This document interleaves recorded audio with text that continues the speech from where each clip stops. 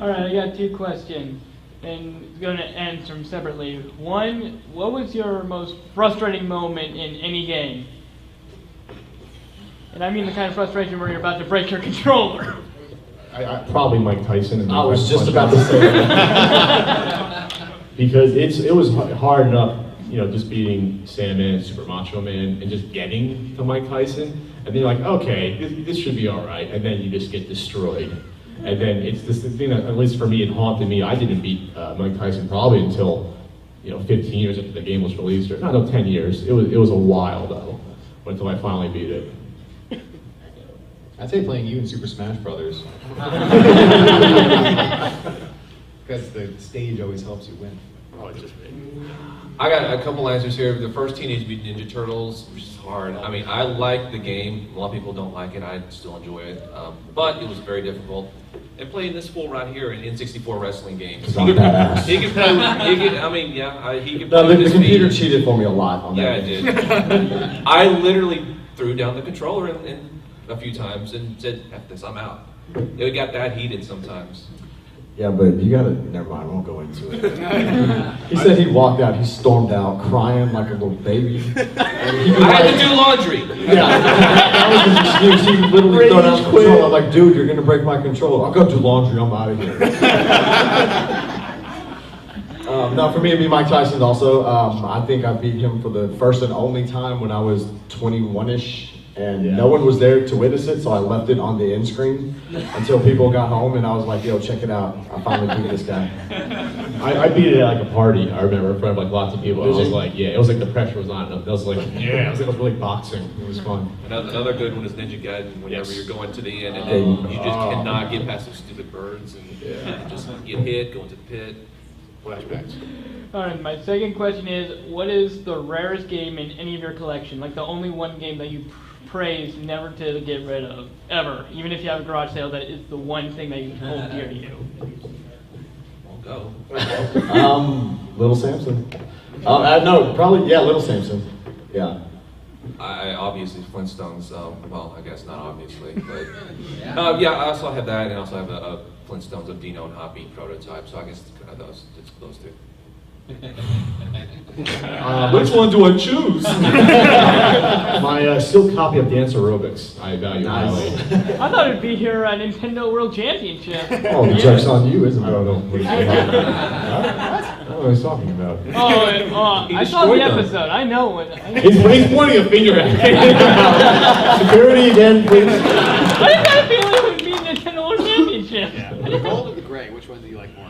I always like, in the collecting world, it's like, what do you value? Like, do you value rarity more? Do you value monetary? What do you value, like, what the game is? And the gray NWC card to me means a lot more because it was actually used in the competition.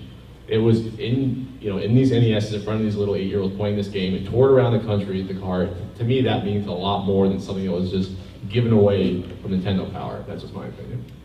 Makes sense, actually. My rarest game is the Earthbound prototype for the NES. I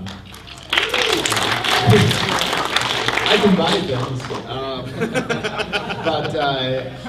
but I would sell that for the right price. There are certain things that I probably would never resell. $10. So, I can't really see myself selling my Final Fantasy III or Earthbound because those are the same ones I had as a kid.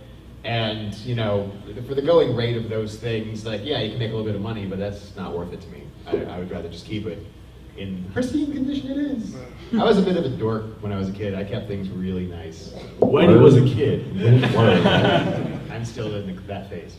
That was the joke. Thanks for explaining. Thanks for your question. Thank you. Appreciate it. All right, we'll give Ruback his mic here. Oh, great. Good. I don't want to saliva all over it. That's despicable. Well, I just want to say thanks, guys, for coming out to Portland and visiting with us here. Oh, great. And so I guess my question is, I'll start with a little factoid and then kind of segue into my question. Factoid. Between the 1920s and the 1950s. Is this a math question? No, not really. 42. Between the 1920s and the 1950s, they say it's estimated about 40% of film is just lost to us, never to be recovered. That's statistic, though. And so I wonder, as collectors, you have a passion for preserving the art and these things. And I'm not a computer engineer, so I don't know hundreds of years from now, these NES cartridges, obviously, they'll either be around or they won't. And so I guess my question is, are you concerned for the future that the video game media will suffer that same fate where there will be lost art, games that just won't be able to be recovered? Or are you more optimistic that with the asset of digital copies, while some are illegal, they do exist? It's like a two sort of pronged question. I think for the current stuff, you'll always have people that'll keep their Nintendo games, in sealed, in a vault somewhere, or there'll always be pressure, cool, like 35-degree rooms where they keep their stuff. You're always going to find a copy of any game, unless there's like a nuclear holocaust, and then I'll be digging through the rubble looking for what's there. Chubby Cherry box. Anyway, in terms of the future, I'm not sure. Digital, I think we're getting to the point now where within 10, 15 years, not just with games, but with movies, you'll not be able to go to the store and buy a disc. I think that's where it's headed. And that's kind of scary because I like things like manuals. It's disturbing to me that there's no more manuals in new games. Manuals to me are fun. There's artwork in there. It's more character about the game. They put little extra things in there, and it just loses a little bit of the game's soul if there's no manual. But I think we're getting to the point now, say in 2060, 2070, you won't be able to buy a game in a box anymore, game in a case. I think that's an excellent question. And I saw, there was a great panel at PAX East I saw this year that discussed that exact same thing with basically like video game historians from American Classic Arcade Museum and Digital Press and things like that. And I also conducted a panel at the Escapist Expo this year that basically dealt with that topic. Video game preservation as part of our cultural heritage. That's a phrase that I heard from Billy like a year ago that I love and steal all the time. But you said something the intelligent. public service announcements. Yeah. But there is a problem with a lot of source code is lost. Like 90% of video game companies in the 80s did not, they didn't think about preservation. It's like the BBC deleting old Doctor Who tapes because they didn't think anyone was going to care 30 years down the line. And it's a shame that that's lost because you can have the games currently, but you can't go back to how it was developed and bring it back. And if you're going out further, there is such a thing as bit rot in video games. It's basically Sounds just painful. Yeah. Never mind. Let's go somewhere bad. But because in these microchips, it's memory that eventually, it's really strange. You have like cosmic rays that actually come out and flip bits and eventually screws up your data so it's not retrievable. That's actually a thing. Now, having said that, a lot of games like Nintendo and Atari and so forth will probably last at least a few more decades. Surprisingly enough, like CDs and DVDs Will not last as long as cartridges. Yeah, they will not last very long at all. Optical media is not, it's somewhat volatile. So I would expect to see a lot of PlayStation era games not working in the near future when you put them in. And there's not a lot to be done about that except for digital copying.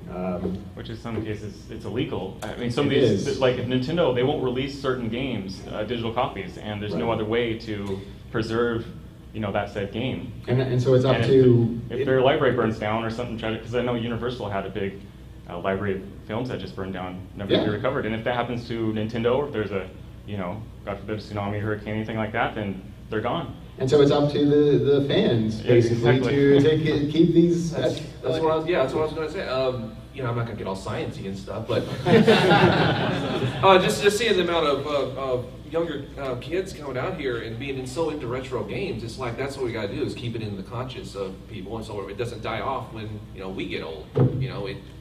Newer generations get introduced to it and get a passion for it, and they want to preserve it.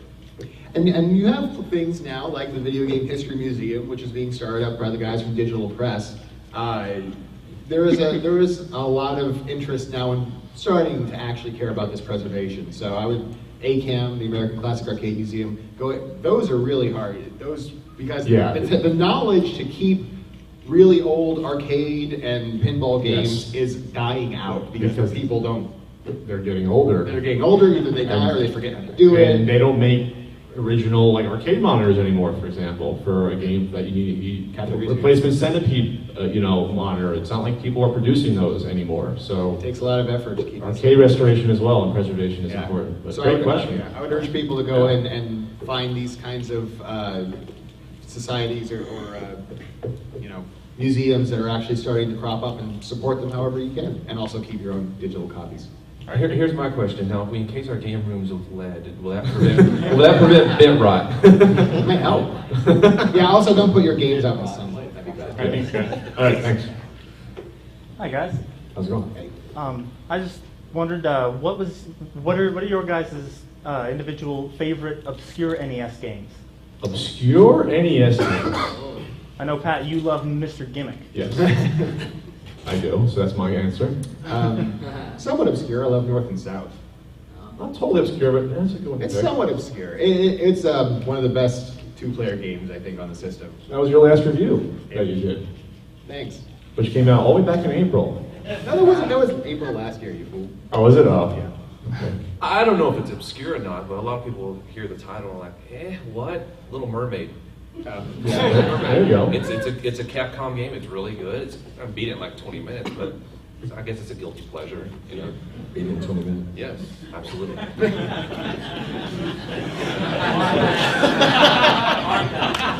Security. I guess Little Samson is actually a pretty good game. So I guess the rarity makes it obscure-ish. I'm making shit up now, sorry. Well, thank you. All right, thanks. Hi. So a lot of my friends have been like a lot of curious about this, Pat, and I'm sure a lot of people are curious about it. Other people are curious about it too. You and the Angry Video Game Nerd did a review of Nintendo World Championships.